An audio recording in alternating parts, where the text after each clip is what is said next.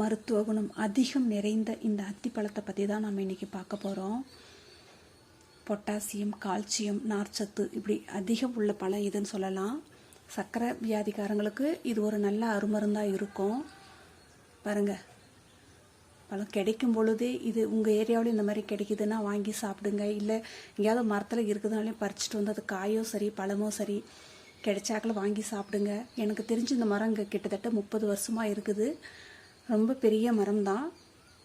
ஆனால் இந்த வருஷம் காய் கொஞ்சம் கம்மியாக இருக்குது.